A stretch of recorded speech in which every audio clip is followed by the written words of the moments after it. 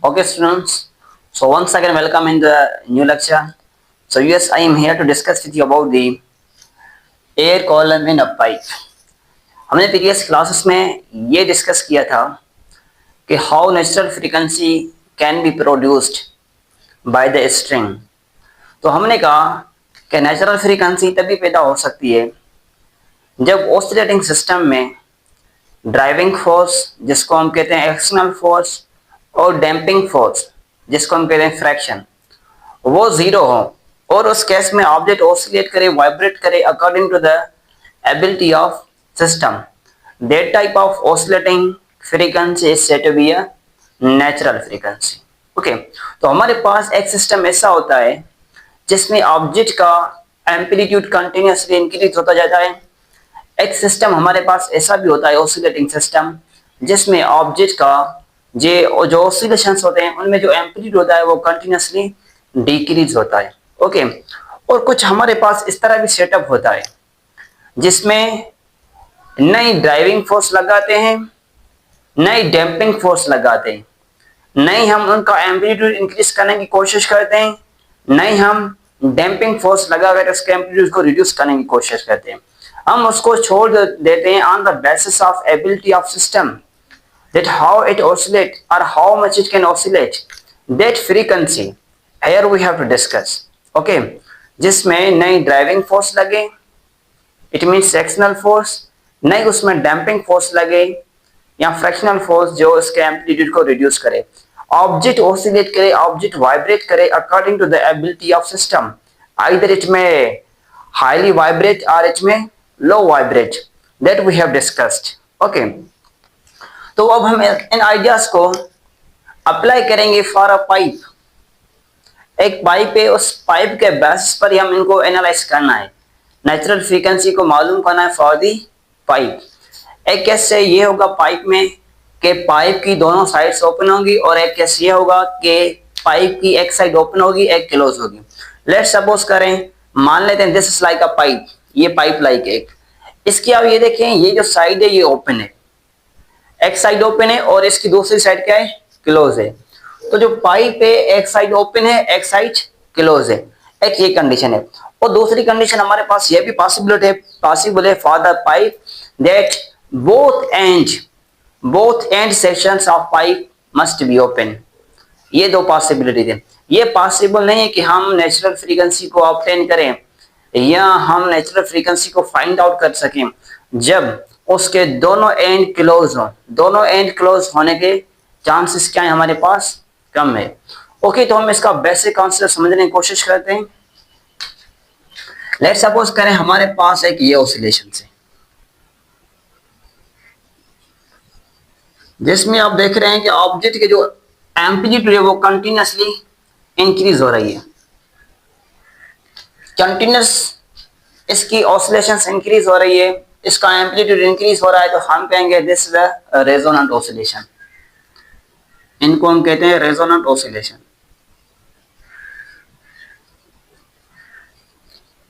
और ऐसे ऑसिलेशंस जिनमें एम्पलीट्यूड कंटिन्यूअसली डिक्रीज होता जाए तो उस किस्म के ऑसिलेशंस को कहते हैं डैम्प्ड ऑसिलेशंस।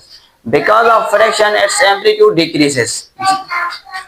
जी तामीनो चलो रहता वाला बने। ओके, दरवाजो सना बाहर दरवाजो रही छे वञो, ईअं जल्दी कयो, वञो वञो जल्दी कयो, मां वीडियो पे रिकॉर्ड कयां। किताब की शर्ट बस, किताब पे हुजे, किताब की शर्ट बस, वञो तव्हां जल्दी कयो। ओके ओके जल्दी कयो, एक मिनट।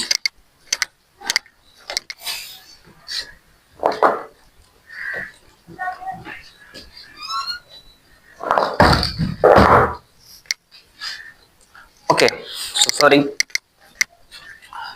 और दूसरे ऑसिलेशंस हमारे कुछ इस तरह है कि जिनमें एम्पलीट्यूड क्या होगा, कंटिन्यूअस डिक्रीज होगा, कंटिन्यूअस रिड्यूस होगा। आप इसको इधर से देखेंगे तो इसका एम्पलीट्यूड कंटिन्यूअस क्या हुआ है, इंक्रीज हुआ है। अगर हम इसको इधर से फोकस करें तो ये लाइन हमें ऐसा कॉन्सेप्ट देती है, ऐसा आइडिया देती है कि इनका एम्पलीट्यूड डिक्रीज होता है। तो हमारे पास ऐसे ऑसिलेशंस भी हैं अवेलेबल। देखते हैं किस तरह। सपोज करें ये हमारे पास ऑसिलेशन है, अब देखिए, आप इसमें जो एम्पलीट्यूड है वो कंटिन्यूसली क्या हो रहा है, डिक्रीज हो रहा है। पहले इंक्रीज था, फिर लो होता गया। फाइनली हम ऐसी पॉइंट को अचीव कर लेंगे कि जिस जगह पर डैम्पिंग तमाम मैक्सिमम होगी, फ्रैक्शन तमाम ज्यादा होगा, जो एसिलेशन है वो खत्म हो जाएगी, जो ऑब्जेक्ट का एम्पलीट्यूड है वो कंटिन्यूसली जीरो होता जाएगा। ठीक है, तो अभी हमें न ऐसा सिस्टम चाहिए, न ऐसा सिस्टम चाहिए। हमने स्टैंडिंग वेव में ये चीज क्लियरली डिस्कस की कि हमने दो एन के दरमियान में स्ट्रिंग को फिक्स कर लिया था। हमने जैसे इसको सेंटर से फोर्स लगाया, जर्क दी, इसके वेव डिस्टरबेंस क्रिएट की, तो यहां से वाइब्रेशन होना शुरू हो गई। तो ये एक लूप इसने कवर किया, इसने एक लूप कवर किया, और फिर after striking this wall it will reflect back. Wall को लगने के बाद ये पीछे रिफ्लेक्ट बैक होगी। तो हमने कहा यहां से लेकर यहां तक जो डिस्टेंस है दैट इज लेंथ एल, और जो वेवलेंथ है डिस्टेंस है एक नोड से दूसरे नोड तक। So distance from node to node that was actually lambda by 2। वो क्या था, लैम्डा बाय 2 के इक्वल था। तो जो लेंथ थी हमने वो मालूम की थी, length is equal to lambda by 2। So lambda was equal to twice of length. और हमने इसके फ्रीक्वेंसी को एनालाइज किया, frequency is equal to velocity upon में लैम्डा। ठीक है, दिस इज f1 लैम्डा 1। तो लैम्डा 1 किसके इक्वल है, ट्वाइस ऑफ लेंथ के बराबर है, v ओवर 2l। हमने कहा अगर हमारे पास nth हार्मोनिक हो, nth फ्रीक्वेंसी हो, तो हम उसको किस तरह एनालाइज करेंगे, fn is equal to nv by 2l। इस तरह हमने फ्रीक्वेंसी ऑब्टेन की थी, जिसको हम कह रहे थे कि this is a natural frequency, जिसमें नहीं हमने रेजिस्टिव फोर्स लगाया कि इसके ऑसिलेशंस कम हो जाएं, नहीं हमने कोई ऐसा फोर्स लगाया, एक्सटर्नल फोर्स ऐसा भी नहीं लगाया कि इसकी जो फोर्स है या जो एम्पलीट्यूड है वो इंक्रीज हो जाए। हमने क्या किया, इसको इनिशियली ऑसिलेट करा के फिर छोड़ दिया। तो वो सिस्टम की कितनी एबिलिटी है कि इसमें कितनी ऑसिलेशंस पैदा करा सकता है। तो ये जो उसकी ऑसिलेशंस होगी ये कहलाएगी that is natural frequency. Now there is same concept but slightly there is change. Here we have consider pipe. हमने पाइप को कंसीडर किया है। 1 मिनट। ओके, तो ये इसकी नेचुरल फ्रीक्वेंसी है स्ट्रिंग वेव की। यहां पर क्या है, सीन कुछ इस तरह से है, हमने एक पाइप कंसीडर किया है। हम मान लेते हैं this is a pipe.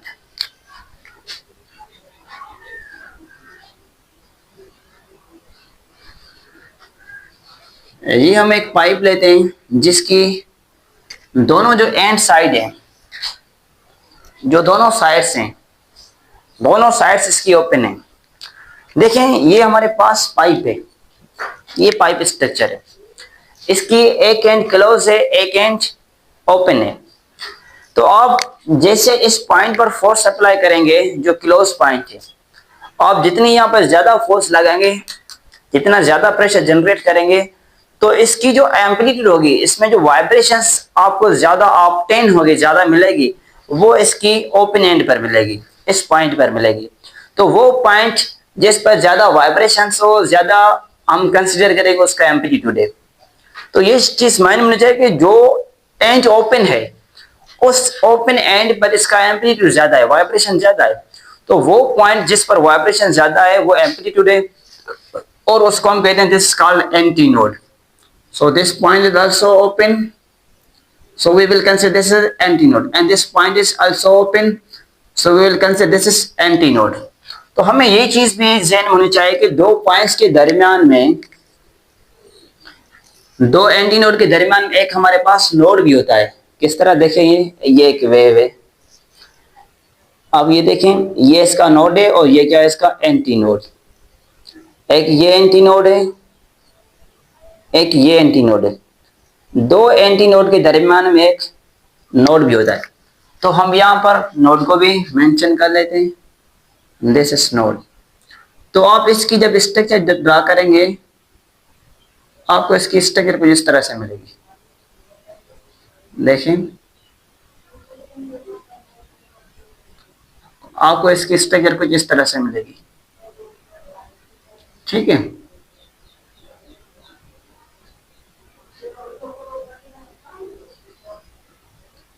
Okay, ये इसकी आपको इस तरह से स्ट्रक्चर मिलेगी। ये जो लूप होगा ये भी हाफ लूप होगा, कंप्लीट लूप नहीं होगा।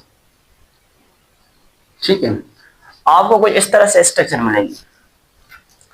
तो ये जो डिस्टेंस है that is length L, distance from this point two this is L distance, और इसकी जो वेवलेंथ है वो क्या है, लैम्डा 1/2 है, लैम्डा 1/2। ये क्या है, हमारे पास नोड है, ये क्या है, एंटी नोड है, ये क्या है, नोड है, और ये क्या है, हमारे पास एंटी नोड है। ठीक है, तो इसकी जो वेवलेंथ बनती है वो क्या है, लैम्डा 1/2।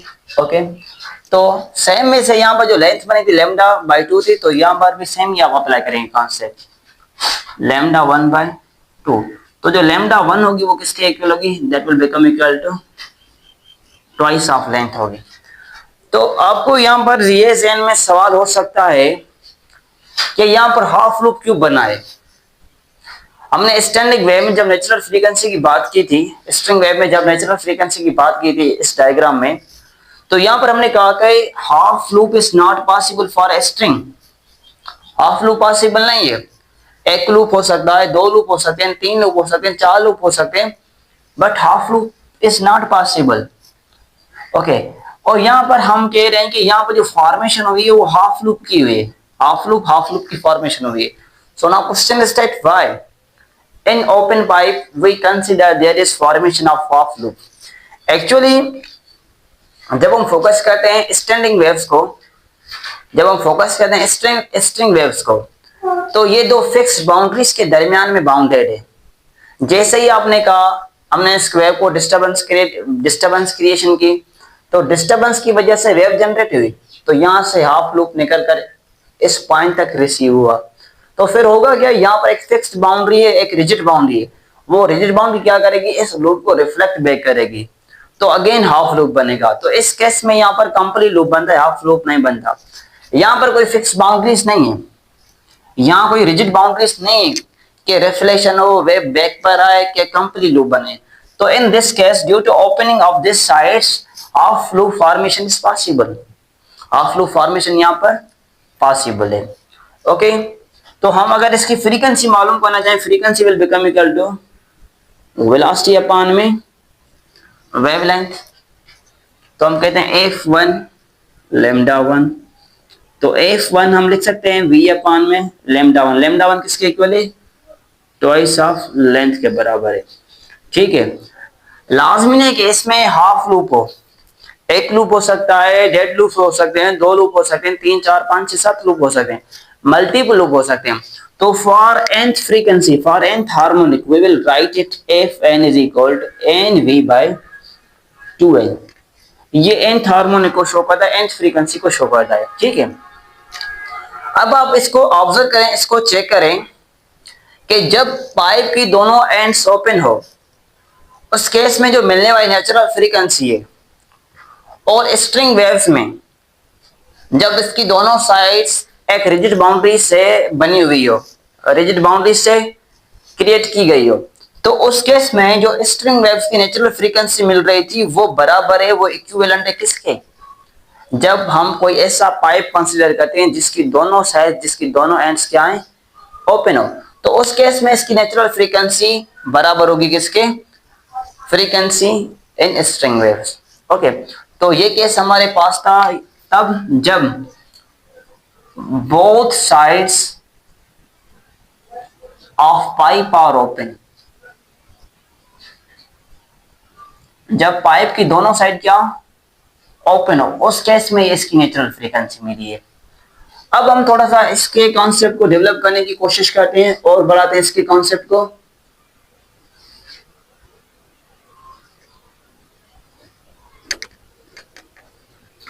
देखिए, अब हम केस लेते हैं जिसमें पाइप की एक साइड ओपन होगी और एक साइड क्या होगी, क्लोज होगी। अभी केस हम जो कंसीडर करने जा रहे हैं वो केस ये है कि उसमें पाइप की एक साइड ओपन है और एक साइड क्या है, उसकी क्लोज है। जिस तरह मैंने कहा आपको, ये जो कैप है हम इसको कंसीडर कर लेते हैं एज अ पाइप। अब देखें, इसकी एक साइड ही क्या है, ओपन है, और इसकी जो दूसरी साइड है वो क्या है, क्लोज है। जब हम इस पॉइंट पर जो क्लोज साइड है इस पर हम फोर्स अप्लाई करेंगे, प्रेशर अप्लाई करेंगे, तो जो मैक्सिमम हमारे पास ऑसिलेशंस की ऑब्जर्वेशन होगी वो इस पॉइंट पर होगी जो इसकी साइड ओपन है, और जिस पॉइंट पर ऑसिलेशंस मैक्सिमम होते हैं हम उस पॉइंट को कहते हैं this is called anti node, where amplitude is maximum, where vibrations are maximum. और वो पॉइंट जिसमें ऑसिलेशंस कम हो, वेव का एम्पलीट्यूड कम हो, उस पॉइंट को कहते हैं this is a node point. So now condition is exactly like this one, कि one side of pipe is open and the other side of pipe is closed. Okay, so मान लेते हैं कि this is pipe, इसको remove कर देते हैं।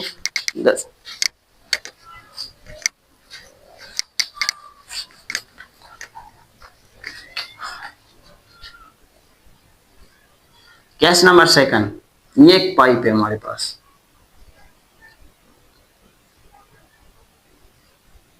जिसकी एक साइड क्या है, क्लोज है, एक साइड ओपन है। जो क्लोज है वहां पर ऑसिलेशंस कम है, वाइब्रेशंस कम है, उस पॉइंट को हम कहते हैं this is called node point.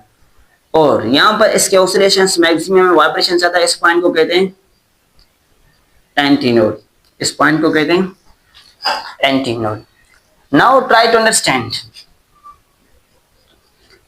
जब हम फोर्स अप्लाई करते हैं तो यहाँ पर लूप्स क्रिएट होते हैं, यहाँ पर लूप फॉर्मेशन होगी, लूप क्रिएशन होगी।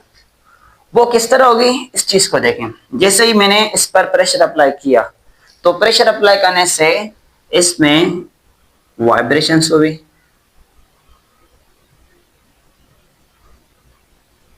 इस तरह से,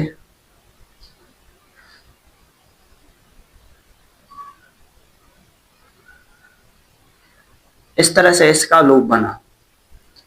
तो आप देख सकते हैं कि इस लूप में जो एक लूप है वो कंप्लीट है और जो दूसरा लूप है वो क्या है, हाफ है, इनकम्प्लीट है।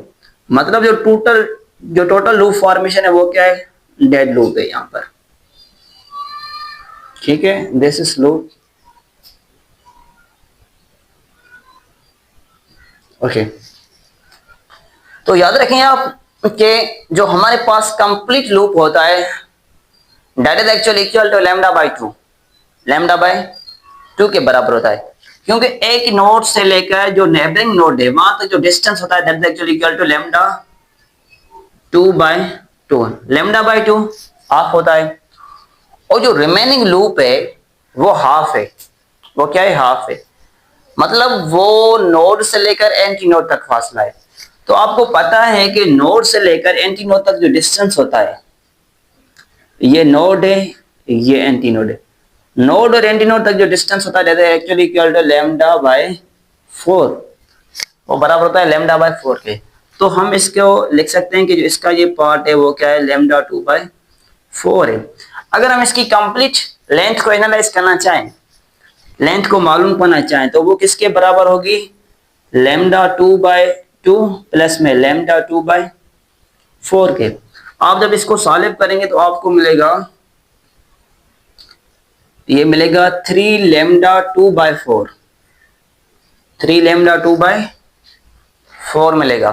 ठीक है, अगर हम इसकी वेवलेंथ को एनालाइज करना चाहें तो वेवलेंथ क्या होगी इसकी, lambda 2 will become equal to, lambda 2 will become equal to, ये 4 यहाँ डिवाइड कर, इधर क्या करेगा, मल्टीप्लाई एल के साथ, 3 यहाँ मल्टीप्लाई कर, इधर क्या करेगा, डिवाइड करेगा। ठीक है, lambda 2 is equal to 4L by 3। अब हम इसकी नेचुरल फ्रीक्वेंसी एनालाइज करना चाहते हैं कि इसकी नेचुरल फ्रीक्वेंसी क्या होगी। हमें पता है कि फ्रीक्वेंसी बराबर है वेलोसिटी अपॉन में lambda, frequency is equal to velocity upon में लैम्डा। हम मान लेते हैं इस लूप की जो फ्रीक्वेंसी है वो f2 मालूम करना चाहते हैं, f2 हम इसको एनालाइज करना चाहते हैं, इसकी f2 क्या होगी। ठीक है, या आप इसकी f1 ले लें, हम इनकी क्या लेते हैं, एक ले लें या 2 ले लें, आप मल्टीपल भी ले सकते हैं। चलो ठीक है, हम इसको सेम ही रखते हैं, वो हम इसकी f2 मान लेते हैं, f2 और लैम्डा 2। अब देखें, इसकी स्पीड में हम चेंज नहीं ला सकते। हमने प्रीवियस क्लास में, प्रीवियस लेक्चर में ये चीज डिस्कस की थी, by change of wavelength, by change of frequency, by change of intensity, speed of sound या change of speed of sound will be 0 metre पर सेकंड। उसकी साउंड की रफ्तार में जो चेंज होगी वो क्या होगी, वो 0 मीटर पर सेकंड होगी, उसकी चेंज नहीं होगी। स्पीड ऑफ साउंड या speed of mechanical wave only is possible to change when we change the medium. By change of medium, speed of sound can be changed. If a wave move from rare to density medium or denser to rare medium, in this case there is possibility of change of speed of wave. But by change of wavelength or by change of frequency, we cannot change the speed of this mechanical wave. Okay, so here we will not write v2. Okay, so now place the value of lambda 2. lambda 2 की value यहां place करें, f2 is equal to v divide lambda 2 की value हमारे पास है 4l/3, 4l/3। अगर हम इसको लिखें f2 is equal to v divide, अगर डिवाइड में अब हम क्या कर लें, इसको मल्टीप्लाई में कन्वर्ट कर लेते हैं, तो ये हो जाएगा 3/4l, this will become equal to 3/4l। Okay, तो हम इसको इस तरह लिख सकते हैं, इस पार्ट को देखें, f2 इज इक्वल टू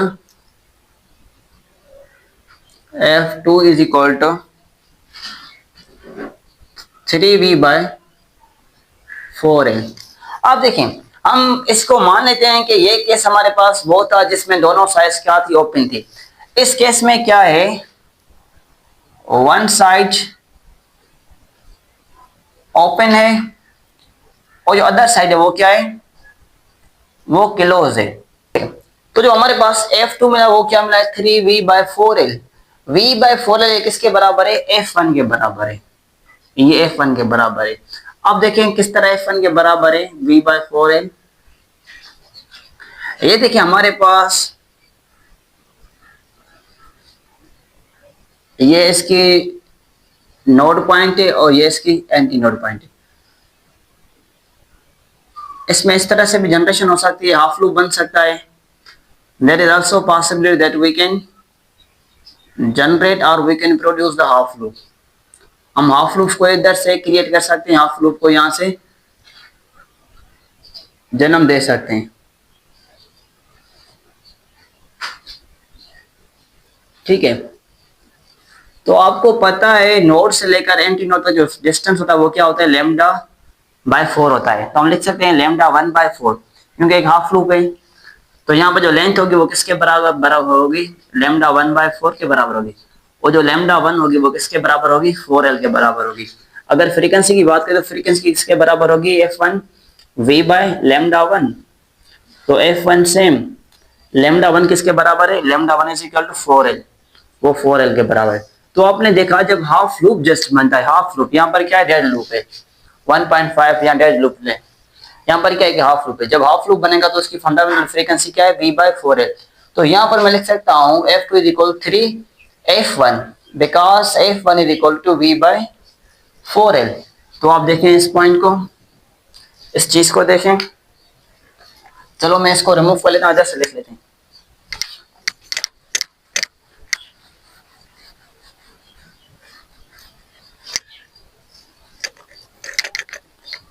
इस पॉइंट को समझते हैं फर्दर। ठीक है, हमारे पास ये फंडामेंटल फ्रीक्वेंसी मिली हाफ लूप की, वो क्या मिली है, f1 is equal to v/4l। जो हमारे पास f2 मिली वो क्या मिली है, f2 is equal to 3v/4l। जो हमारे पास v/4l है किसके बराबर है, ये फंडामेंटल फ्रीक्वेंसी f1 के बराबर है। तो f2 is equal to 3v/4l, v/4l is equal to f1, this will be 3f1। अगर हम f3 की बात करें तो वो क्या होगी, वो होगी 5f1। अगर हम f4 की बात करें तो वो क्या होगी, 7f1। तो आप देखें यहाँ पर जो नंबर है,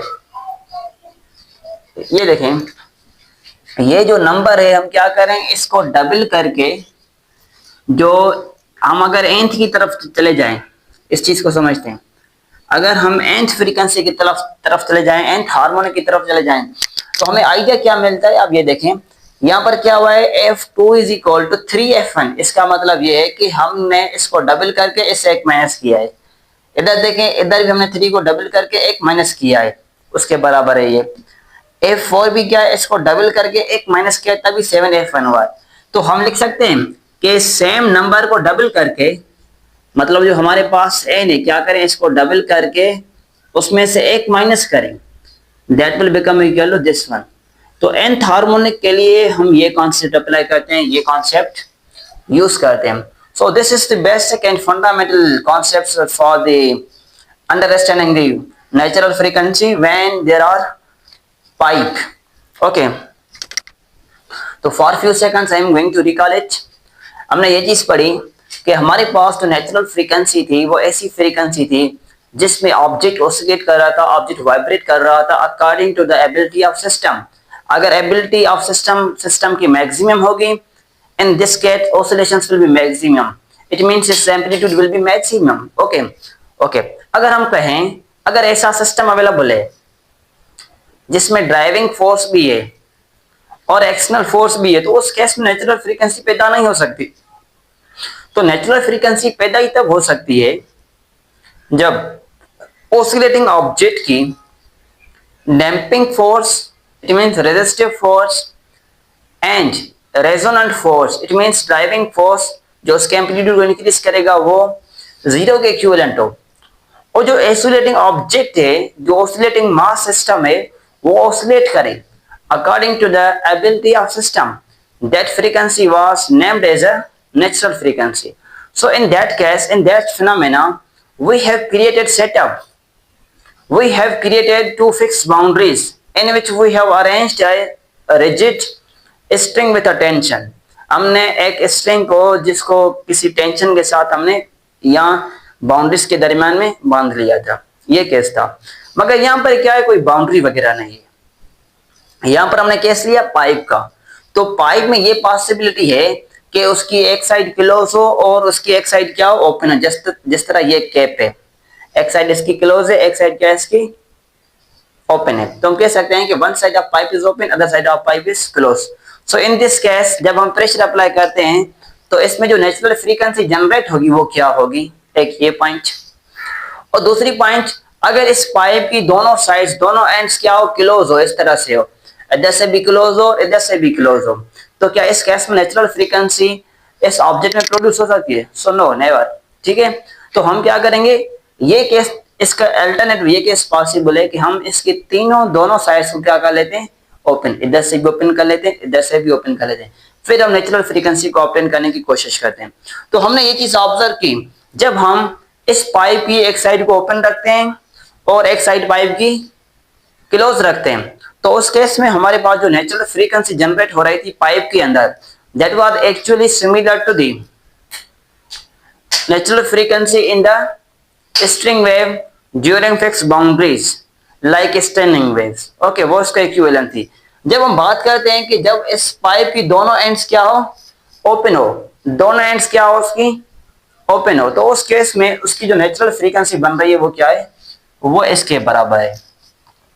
और हमने ये चीज भी डिस्कस की कि जब हम डिस्कस करते हैं स्टैंडिंग वेव को, या जब हम नेचुरल फ्रीक्वेंसी एनालाइज करना चाहते हैं in a string by standing waves, so in that case half loop formation is not possible. Half loop नहीं बन सकता, एक बन सकते हैं, 2 लूप, 3, 4, 5 लूप बन सकते हैं, हाफ लूप पॉसिबल नहीं है।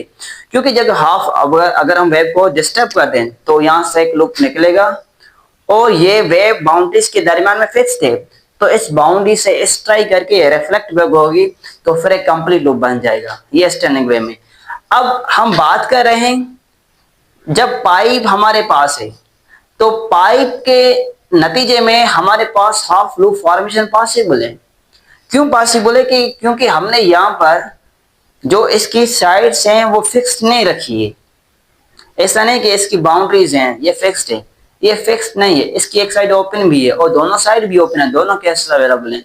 सो there is no any such like situation in which we will close the both sides. Okay, so हम इनकी दोनों साइड्स को क्लोज नहीं कर सकते हैं, ये केस हमारे पास है ही नहीं। एक साइड ओपन है, एक क्लोज है। और दूसरा केस क्या है, हमारे पास दोनों साइड्स क्या है, इसकी ओपन है। तो इस केस में हमारे पास जो हाफ लूप फॉर्मेशन है वो पॉसिबल है। हाफ लूप भी बन सकता है, 1.5 लूप भी बन सकता है, 2 लूप भी बन सकते हैं, 3.5 लूप भी बन सकते हैं। मगर for the standing wave half loop formation is not possible. I think that was enough for today's lecture. If anybody has any question, you can ask me. Okay viewers, see you next. Thank you.